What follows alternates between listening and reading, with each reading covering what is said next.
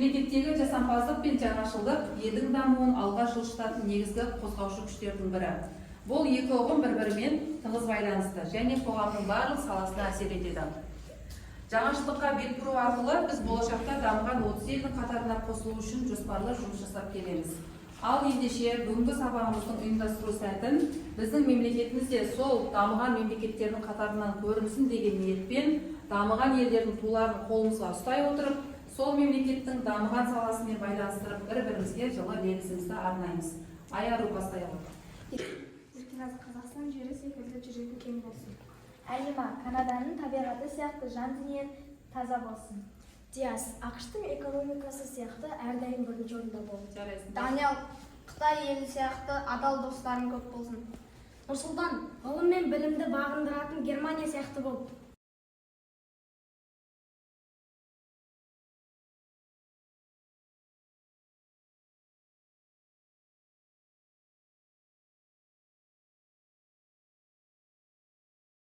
Енді тапсырмасын сұрауға көшеміз. Біздің ұлттық құндылықтарымыздың бірі қазақ халқының дәстүрі, мәдениеті, салты мен дүниетанымын бейнелейтін ұлттық мұрамыз бұл киіз үйімізде. Енді біз қазір жаңашылдық пен жасампаздыққа негіздей отырып, киіз үйімізді қазір жаңашыл бағытта географиялық киіз үй ретінде мен жасап алып келдім. Киіз үйдің әр бағанасында біздің үй тапсырмасы құжаттары жасырылған. Ендеше қазір үй тапсырмасына кім дайын балалар? Мына сұрақтарды келіп. Индикаторды кім ойлап тапқан? 17-ші ғасырда ағылшын физигі Роберт Бойл ойлап тапқан. Дұрыс, жарайсың. Карта дегеніміз не? Карта дегеніміз географиялық тіл болып саналады. Оны білмесек, біз географияны білмеген деген сөзбіз.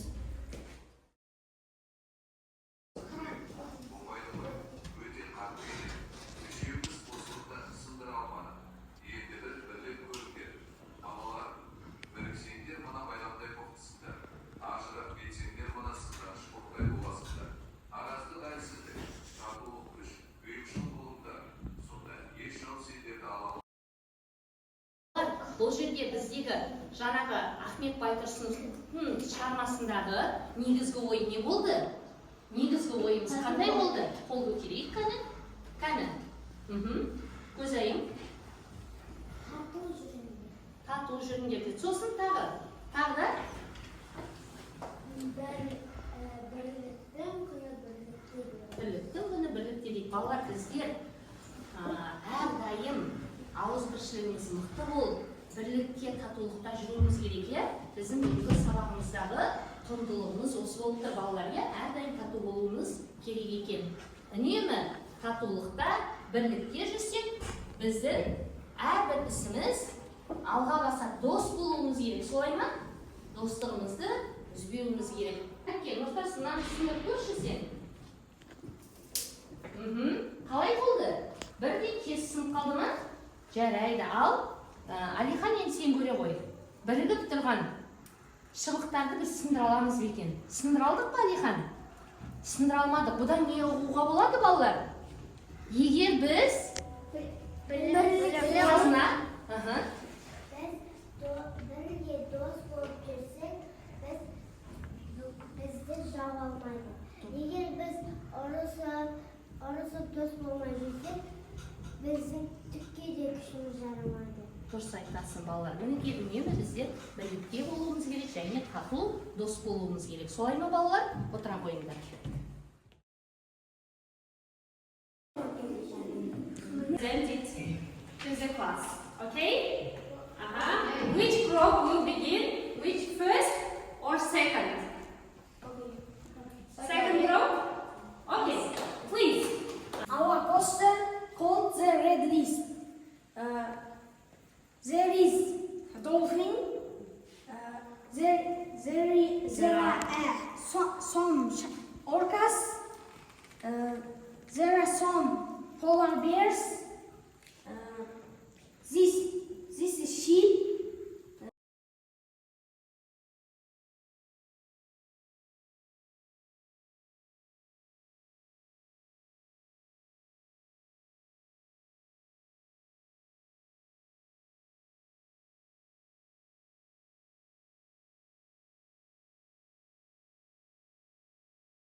Poster Alnarmal National Park.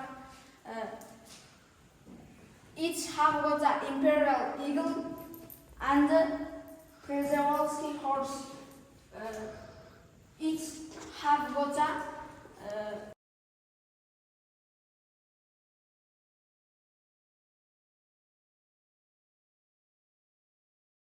Students, look at the board and the value of the month. What value of the month of November? Fairness and responsibility. Yes? Yes. What does it mean, responsibility? Қалай аударамыз? Осы қараша айы қандай ай екен?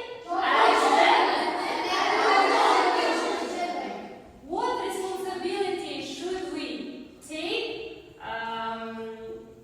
in front of animals?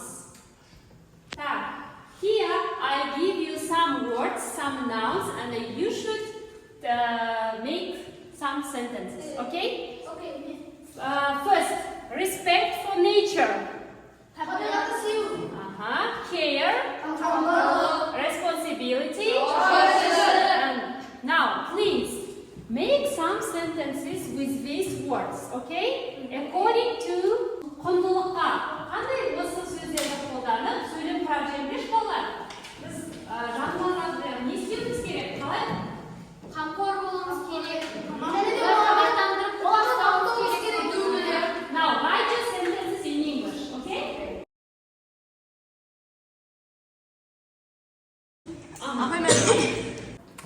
Animals want to live freely.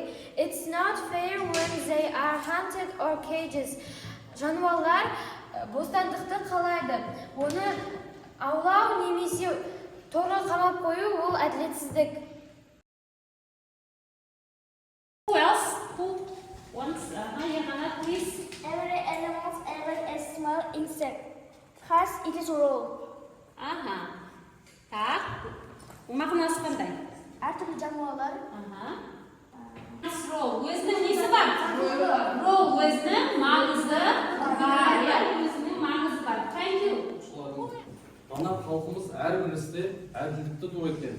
Сондықтан мен сендердің әрбір еңбектеріңді және де білімдеріңді нақты әрі әділ бағалауға тырысамын әрбір сабақта. Бүгінгі сабақта 3 топтан 3 оқушыға бағалау парағын тапсырамын. Құрметті оқушылар, олай болса, бірінші топтан мен бағалау парағын Аружанға тапсырайын. Аружан, қазақта керемет мақал бар. Тура биде туған жоқ деген. Сондықтан достарыңды барынша әділ бағалай қой. Келесі топтан Арманға тапсырайық. Арман, жауапкершілік өз-өзіңді тәрбиелеуден басталады. Сондықтан достарыңды жауапкершілікпен әділ бағалай қой. Сабақтың әрбір бөлімін мұқият бағалайтын боламыз. Ал олай болса, үшінші топтан біз бағалау парағын Инноват деген қызымызға табыстайық. Инноват, қазақта аққа құдай жақ деген керемет сөз бар. Сондықтан әрбір қадамымыз шынайы болсын. Оқушылардың достарының әрбір білімін және де жаңағыдай еңбегін дұрыс бағалай қой. Жақсы. Құрметті оқушылар, олай болса сабағымыздың бекіту кезегіне келдік. Сабағымызды бекіту үшін мына квадрат теңдеуді шешетін боламыз.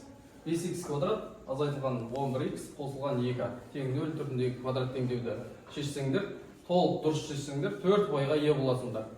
Бағалау критерийлеріне сәйкес нақты дискриптордың 4 қадамы сіздерге көрсетілген. Яғни бірінші коэффициенттерін дұрыс анықтады, 1 пай. Дискриминанттың мәнін дұрыс есептеді, 1 пай. Қанша түбірі бар екенін анықтады, 1 пай. Түбірлерін тауып, тексеруді орындап, нақты жауабын алды, 1 пай. Демек, бұл есепті барлық қадамдармен дұрыс шығарсаңдар, 4 пайға ие боласыңдар. Бағалаушы оқушылар дұрыстап бағалап отырамыз. Достарының әрбір қадамын дұрыстап бағалап отырамыз. Ал балалар, бүгін біз сендермен ата насихаты әңгімесін өттік, Ахмет Байтұрсыновтың. Олай болса, қазір сабақты қорытындылау мақсатында балалар, біз барлығымыз қазір мына Google тесті орындаймыз. Ол үшін бүгінгі өткен ата насихаты әңгімесінің мазмұны бойынша тест құрап, және соған жауап беретін боламыз. Қазір мен барлықтарының алдарына тест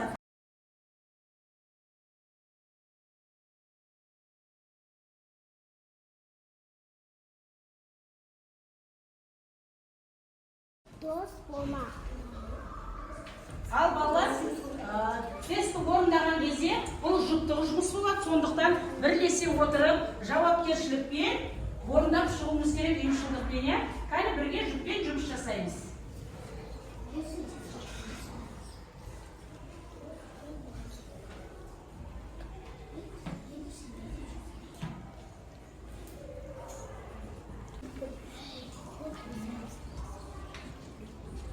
Қандай тест құрадың өзім оқып жауабын айта ғой. Ахмет Байтұрсынов кім? Әнші, зерттеуші, жазушы, ақын. Дұрыс жауабы, Ақын, жазушы. тамаша отыра ғой. Тест құрадың айта ғой. Мәтіндегі негізгі ой дос болмау, тату болу. Бүгінгі сабаққа кері байланыс жасаймыз. Бір-біріміздің татулығымызды, жауапкершілігімізді, ұйымшылдығымызды көрсете отырып, сабақты түсінбедім, сұрақтарым бар, сабақты түсіндім деген бойынша келіп кері байланыс көрсете қойыңдар.